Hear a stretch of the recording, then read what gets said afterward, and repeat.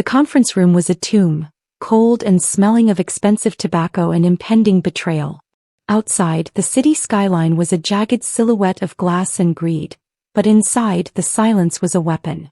Tae-Mu sat at the head of the mahogany table, his black suit tailored like armor, his posture so still he looked carved from granite. For 10 years he had navigated the noise of the underworld through the eyes of another, relying on a shadow to be his voice. Beside him stood Gary Evans, his interpreter and confidant for a decade. Gary's hands moved with a familiar, fluid grace, translating the peace treaty being offered by the rival bosses across the table. Everything felt routine. Everything felt like the successful end of a long war. But in the shadow of the corner, Anna Nichols stood in her navy scrubs, her fingers resting on a blood pressure monitor. She was supposed to be a background character, a medical necessity in a high-stress room, but her eyes were fixed on the rival boss's lips. When Gary signed, "They are offering you a legacy of peace," Anna's heart hammered against her ribs. That wasn't what the rivals had said. Not even close. She saw the sneer behind their spoken words and heard the mockery in their tone that Gary was sanitizing into signs of loyalty. Anna knew Azel, a language she'd mastered to give her own deaf son a voice in a world that tried to ignore him. And now she saw the final agreement for what it really was. A confession of murder designed to bury Tae-Mu in a prison cell for the rest of his life. The pen was in Han's hand. The contract was inches from his signature. Anna's hand trembled as she stepped forward under the guise of checking his pulse. Her breath hitched, and as she leaned over, she broke every protocol. Her hands moved fast, frantic, and desperate, cutting through the air like a knife. "Wait. The ink is blood. He is selling you to the wolves." For a heartbeat, the room remained a lie. Gary kept signing peace. The rivals kept smiling. But Tae-Mu's eyes, those sharp, suspicious eyes, locked onto hers. In the suffocating silence of his decade-long trust, he saw the one thing Gary had spent 10 years hiding: the truth. The pen froze. Tension coiled through the room like a live wire, and Anna, standing between the most dangerous men in the city, realized she had just started a war she couldn't walk away from. Welcome to the story of the one lie that changed everything. The silence in the room was no longer a sanctuary, it was a cage. Tae-Mu's pen hovered a mere fraction of an inch above the signature line, the gold nib catching the dim light of the overhead chandelier. Across the table, the rival bosses, Sato and Moretti, leaned back with a synchronized air of triumph. Their eyes were predatory, fixed on the movement of Han's hand. Beside him, Gary Evans continued his graceful, silent performance, his hands weaving a narrative of peace and prosperity that didn't exist. Anna felt the cold sweat pooling at the small of her back. Every instinct as a nurse told her to remain invisible, to be the silent monitor of vitals and nothing more. But as she watched Gary's fingers dance through the air, she didn't see translation. She saw a funeral shroud being woven for the man in the black suit. She thought of her son and how she had promised him that their language was a tool for truth, never a weapon for lies. She stepped forward, the rubber soles of her navy scrubs squeaking softly against the polished floor. It was a small sound, but in the vacuum of that room it felt like a thunderclap. Gary's eyes flickered toward her, a momentary glitch in his mask of professional calm. The rival bosses didn't even look up. She was just the help. Anna reached for Han's arm as if to adjust the blood pressure cuff, but as she leaned into his line of sight, her hands abandoned the medical equipment. They moved with a jagged, desperate electricity that shattered the room's rhythm. "Wait," she signed, her movements sharp and undeniable. "The ink is blood. He is selling you to the wolves. Look at their mouths, Tae-Mu. Look at the hate they aren't hiding." The air in the room didn't just change, it died. Han's gaze snapped from the contract to Anna's face. For a decade he had seen the world through Gary's filtered lens, but in the frantic motion of this woman's hands he felt a raw, terrifying clarity. He looked past Gary, catching the tail end of a smirk on Sato's face, a smirk that Gary had translated as a look of respect. With a roar of motion that was as silent as it was violent, Tae-Mu didn't just stop signing. He slammed his palms into the mahogany surface and surged upward. The heavy table, laden with crystal carafes and the weight of $1 billion betrayal, flipped with a deafening crash. Glass shattered like ice, and the final agreement fluttered into the spilled water like a dying bird. In an instant the room transformed into a tactical nightmare. Han's bodyguards, stationed at the doors, drew their weapons in a blur of black steel. Sato and Moretti scrambled backward, their chairs screeching against the floor as their own security details stepped forward, hands hovering over concealed holsters. Gary stood frozen in the center of the chaos, his hands still raised mid-sign, caught in the act of a lie he could no longer finish. His face went pale, the slick professional veneer dissolving into the panicked sweat of a man who realized his golden goose had just grown talons. Han didn't look at the guns. He didn't look at the rivals. His eyes remained locked on Anna, who was still standing there, her chest heaving, the invisible nurse who had just declared war on the shadows. He reached out, his large hand gripping her shoulder, not in a threat but as a claim. The standoff was absolute, a circle of bared teeth and loaded chambers. In the heart of the wreckage, the silence returned, but this time Tae-Mu was the one controlling it. The crash of the mahogany table was still echoing through the floorboards when the world outside the boardroom erupted.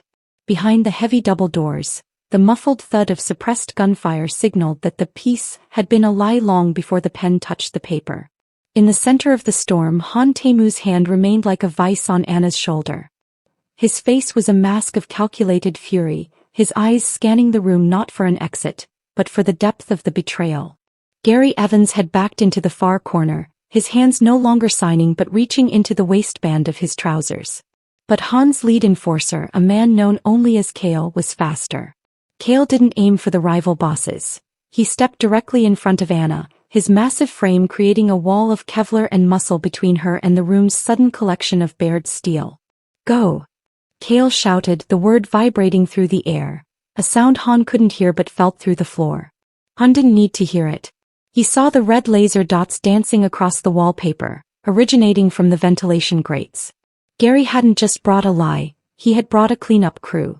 Han gripped Anna's arm and pulled her toward a service door concealed behind a velvet tapestry. As they moved, the glass windows behind them shattered inward. Men in tactical gear swung in on ropes, the rain following them like a deluge. These weren't the rivals' men. They wore the gray insignias of Gary's private security detail. The interpreter had been building his own army within Han's empire for a decade. The service hallway was narrow, smelling of floor wax and panic. Anna's breath came in ragged gasps, her navy scrubs a jarring splash of color against the sterile gray walls. "He's going to kill us," she signed frantically as they ran, her hands shaking so hard the movements were nearly illegible. "Gary, he knew I saw it." Han stopped abruptly at the freight elevator, his eyes locking onto hers with a searing intensity. He didn't know the signs for "trust me," but he took her hands in his, stilling their tremors with the sheer weight of his presence. He pointed to his own chest, then to her, then made a sharp, sweeping motion toward the basement. He wasn't just extracting her, he was claiming her safety as his primary objective. They plummeted 3 floors in the industrial lift just as a grenade detonated in the hallway above, the vibration rattling the cables. When the doors groaned open, they weren't in a lobby but in a darkened loading dock where 2 black SUVs sat idling, their headlights cutting through the exhaust smoke. Kale appeared from the stairwell, his shoulder bleeding but his weapon still raised. He signaled to Han, "The perimeter is compromised. Gary's mercenaries are blocking the main gate."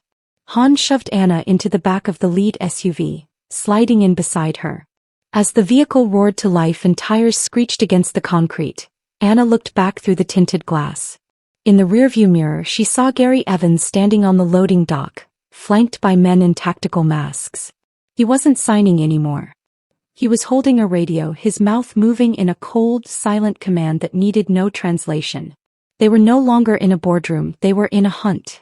And as the SUV smashed through the exit gate and into the pouring rain, Anna realized that by saving Han's life, she had tied her soul to his survival.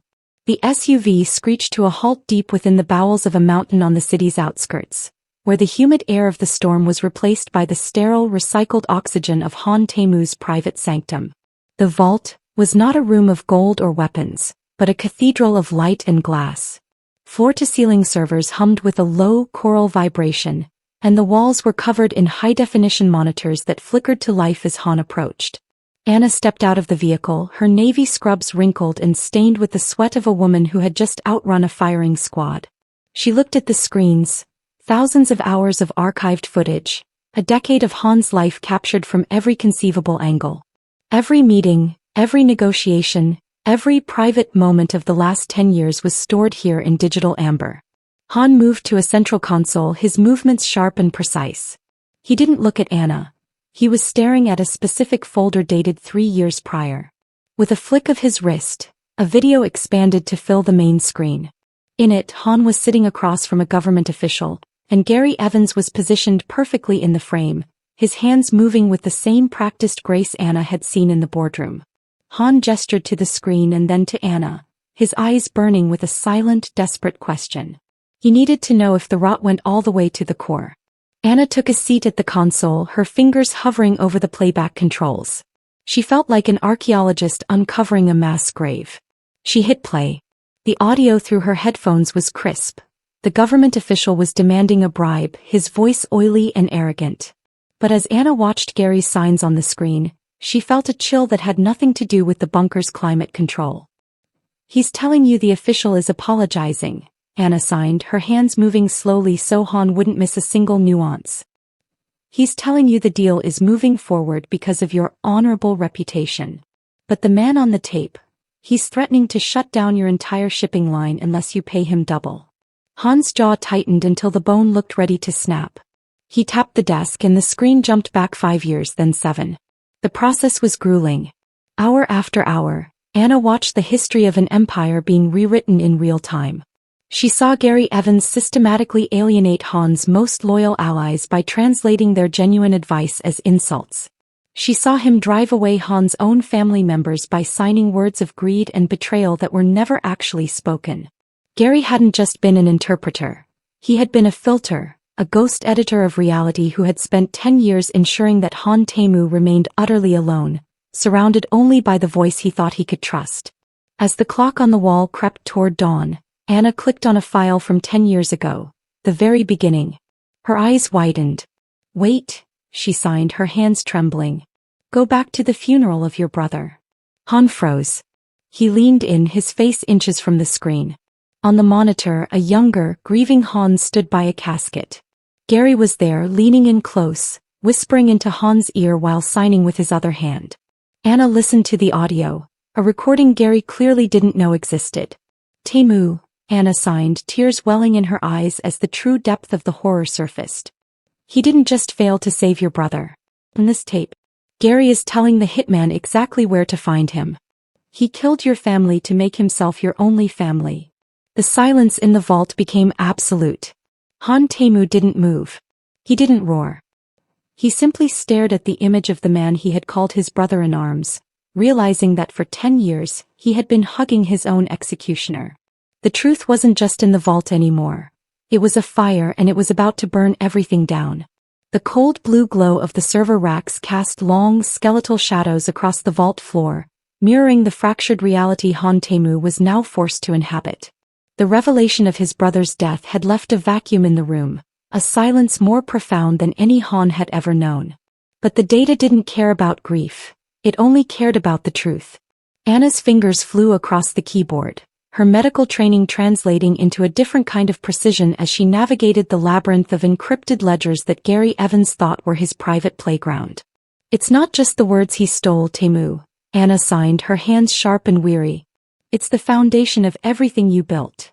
She pulled up a series of offshore accounts, the digital paper trail appearing like a constellation of theft on the main monitor. For 10 years, every major transaction Han had authorized had been subtly altered. A 5% translation fee here, a diverted shipment there. Gary had been skimming the lifeblood of the empire, funneling millions into a network of shell companies named after the very saints Han had prayed to as a boy. The irony was a bitter pill that Han swallowed in silence, his eyes fixed on the mounting numbers. But as Anna dug deeper into the ghost directory, a hidden partition Gary had secured with a biometrically locked key, the financial theft became secondary to a darker, more visceral betrayal. She found a series of voice-recorded memos Gary had left for himself, a diary of a man who enjoyed the puppet strings he pulled. Anna's face went pale as she listened to a recording from 2 years ago. "He's talking about your Lieutenant Choi," she signed, her eyes wide with a mix of horror and pity. "You were told Choi died in a rival ambush while trying to seize the docks. But Gary, he coordinated with the rivals. He told them Choi was coming to negotiate peace so they'd catch him unarmed. He didn't want Choi to tell you that the dock profits were lower than what Gary was reporting." One by one, the accidents that had plagued Han's inner circle for a decade were unmasked as calculated executions. Gary hadn't just been a shadow, he had been a reaper. He had cleared the board of anyone who could speak for themselves, anyone who might have noticed that the boss was being fed a diet of beautifully signed lies. Han walked to the wall, his forehead resting against the cool, vibrating glass of a server rack. He felt the hum of the machine, the ghost that had been living beside him, eating at his table and mourning at his brother's grave. The betrayal was so vast it was almost architectural. Gary hadn't just betrayed a man. He had built a monument to deception and called it loyalty. Anna watched him, her heart aching for the man who was learning that his entire history was a fiction. "There's more," she signed softly, catching his attention. He was planning the final hit. The peace treaty wasn't just about prison, Tae-Mu. Look at the logistics file. Once you were behind bars, Gary had a contract out on every loyalist left in the city. He wasn't just stealing your empire, he was going to erase your name from the streets. Tae-Mu turned back to the screens, his face no longer showing the shock of a victim, but the cold, focused intent of a hunter. He didn't need a voice to declare war. He reached out and touched an icon on the screen, the invitation list for the upcoming syndicate gala. He tapped the name Gary Evans. The ghost was no longer in the machine. The ghost was in his sights. The blue glow of the monitors flickered across Anna's face, but for a moment the high-tech bunker faded away. In its place, the sterile scent of the server room was replaced by the smell of wax crayons and vanilla-scented soap. Anna looked down at her hands, the same hands that had just unmasked a decade of blood and theft, and remembered the first time they had trembled with the weight of a secret. Her son Leo had been 4 years old when the world went quiet for him. The doctors had used clinical terms like bilateral sensory neural loss, but to Anna, it felt like a thick glass wall had descended between her and her child. She remembered sitting on the edge of his bed, watching him cry because he couldn't explain the nightmare he'd just had. He had looked at her with such desperate, searching eyes, his small mouth forming sounds that didn't connect to the world anymore. "I promised him then," Anna signed, her movements fluid but heavy with memory as she looked at Han. "I promised him he would never be alone in the dark. I learned to sign not because it was a skill, but because it was the only bridge I had left to reach my son's heart." She showed Han a worn photo she kept tucked behind her ID badge, a bright-eyed boy signing, "I love you," with a gap-toothed grin. Han reached out, his thumb brushing the edge of the photograph. He had spent his life treating his deafness as a tactical disadvantage to be managed, a hole to be filled by the most expensive voice money could buy. He had seen ASL as a business tool, a utility. He had never considered it a language of the soul. Anna's hands moved again, slower now, teaching him a truth more profound than any financial ledger. "Leo taught me that when you can't hear, people think they can decide who you are. They think they can tell your story for you because they assume you aren't listening. But we are always listening, aren't we, Tae-Mu? We just listen with our eyes." The parallel was a physical blow to Han. He had allowed Gary to build a world around him where he was the king, yet he had less agency than a 4-year-old child.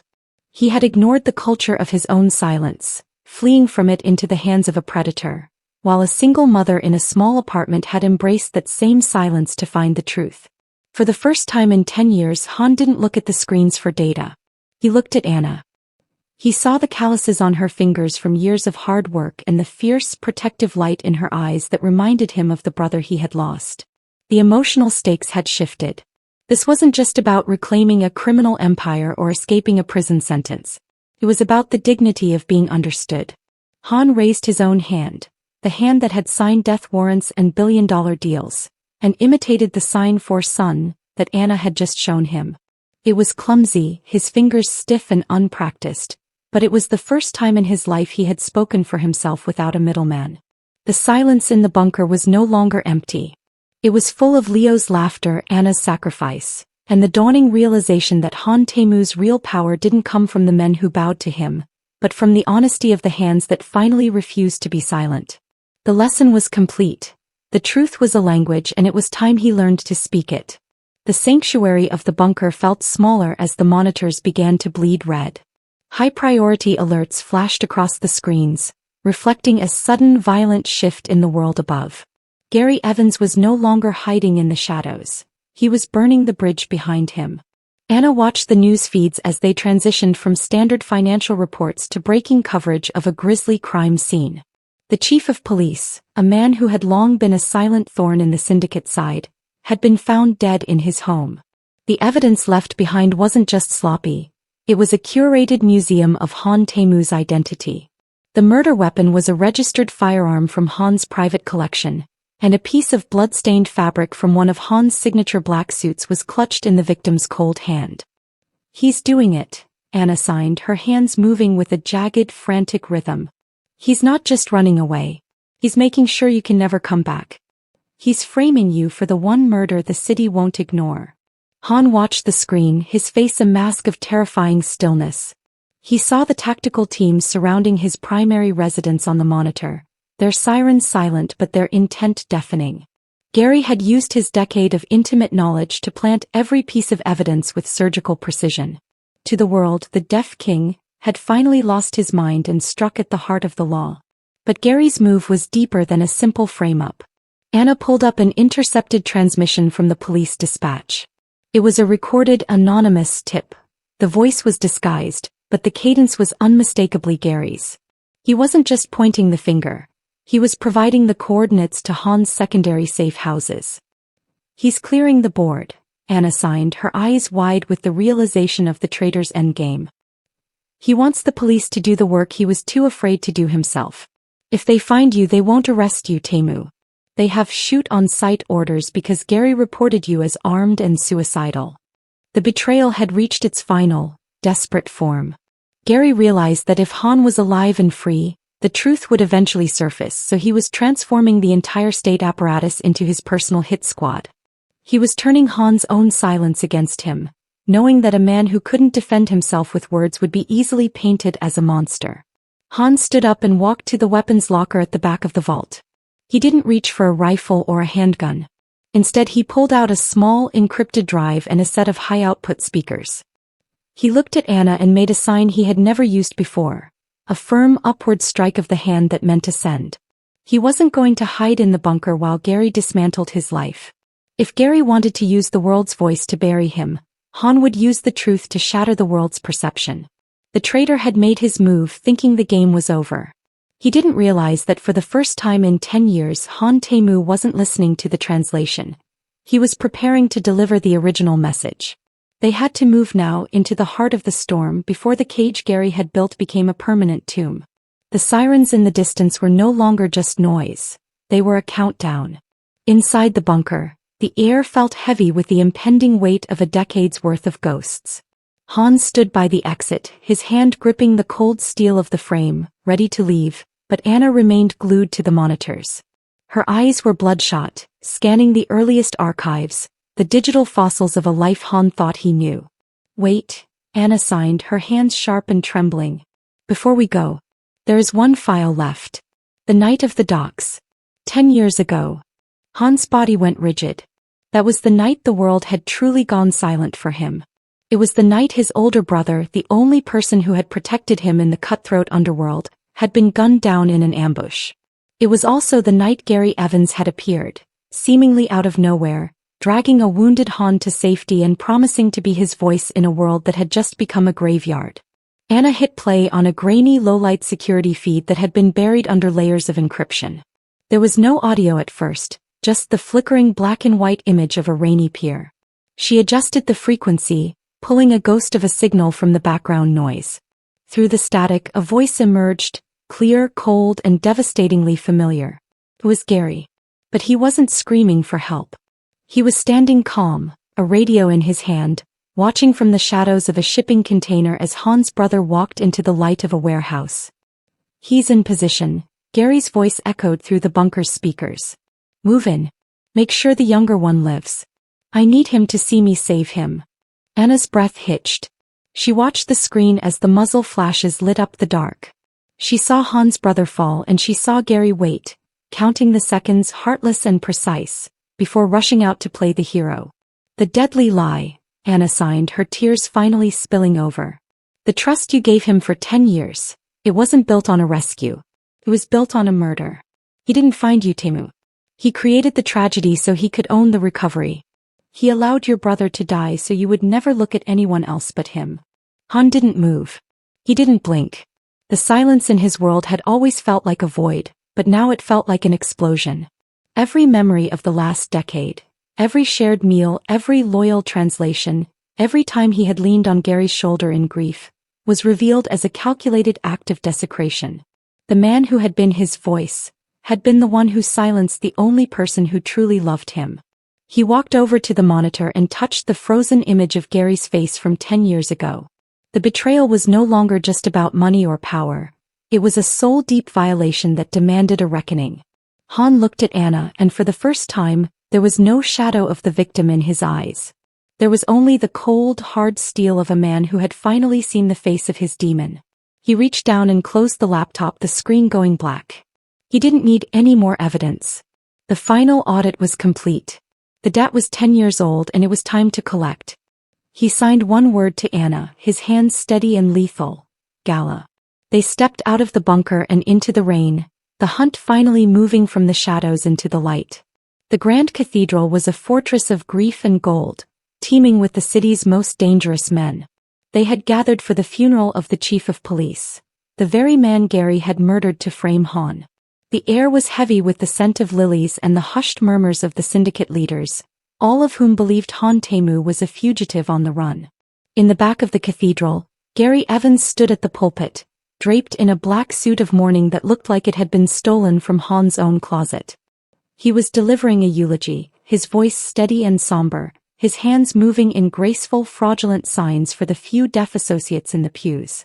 He spoke of tragedy and the betrayal of his former boss, painting himself as the grieving survivor ready to lead the empire into a new era of peace.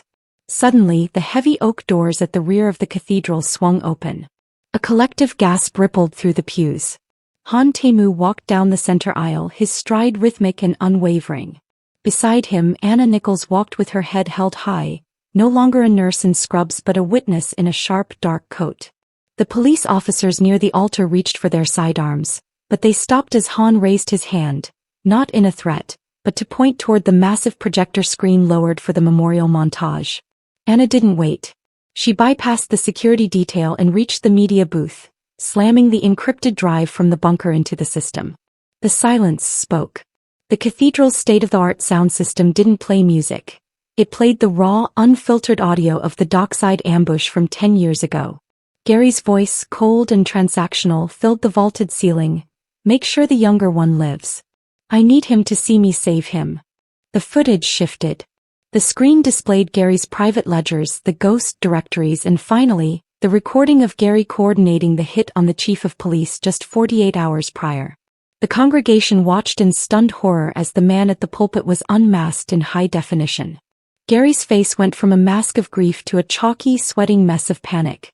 He tried to speak, but the audio of his own betrayals drowned him out. He looked at the syndicate leaders, then at the police, but found only the cold, hard stares of men who had been used. Han reached the front of the room.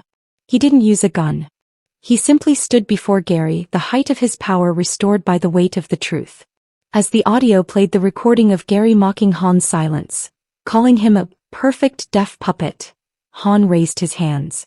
He didn't need a translator. He looked Gary in the eye and signed with a slow, devastating force that even those who didn't know ASL could understand. I heard you, he signed, his fingers cutting through the air like a guillotine. I heard everything. The roar of the syndicate's fury began to rise like a tide. Gary backed away from the pulpit, tripping over the floral arrangements, but there was nowhere to run. The deaf king hadn't just returned. He had reclaimed the narrative of his life, and in the echoing silence of the cathedral, the only thing left of Gary Evans was the sound of his own lies. The chaos that followed the reveal was not a riot, but a cold, systematic dismantling. As the final echoes of Gary's recorded voice faded into the vaulted ceiling of the cathedral, The syndicate leaders rose as one. There were no shouts, only the heavy rhythmic sound of polished shoes on marble as they closed the circle around the pulpit. Gary Evans, the man who had spent a decade weaving a web of noise to trap a king, was now caught in a silence of his own making. He looked to the police, but they stepped aside. He had murdered their chief, and in this world, some debts are settled before the handcuffs ever click shut. Two enforcers took Gary by the arms, dragging him toward the side exit. He didn't sign a plea. He didn't utter a word. He simply vanished into the shadows of the very underworld he had tried to steal. Tae-Mu didn't watch him go. His eyes were fixed on the altar, where the light of the stained glass fell in fractured colors across the floor. He felt a hand on his arm, Anna's hand, steady and grounded. For the first time in 10 years, the weight on his shoulders didn't feel like armor. It felt like a burden he was finally allowed to put down. The transition happened not with a bang but with a deliberate choice. Months later, the mahogany table from the boardroom was gone, replaced by a circular desk in a building that smelled of fresh paint and hope. Han sat in a room filled with light, looking out at a courtyard where children played, their hands moving in the beautiful frantic dance of Azel. Among them was Leo, whose laughter Han couldn't hear but could see radiating from his bright, wide smile. Han picked up a pen. It was the same gold-nibbed pen he had almost used to sign his life away, but today the paper beneath it was different. It wasn't a contract for territory or a confession of crimes. It was a charter, the founding document for the Nichols Han Foundation, a center dedicated to accessibility, legal protection and education for the deaf community. Anna stood beside him, watching as he prepared to make his mark. He looked at the signature line, then looked at her. He didn't need Gary. He didn't need a middleman to filter his intent. He reached out and signed a single fluid motion to Anna. "Thank you." Then with a hand that was steady and sure, Tae-Mu signed his name.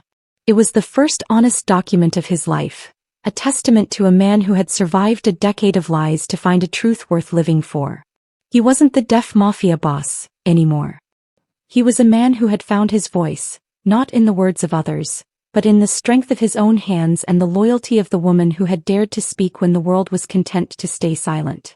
As he closed the folder, he looked at Anna and Leo, and for the first time the silence didn't feel like a prison.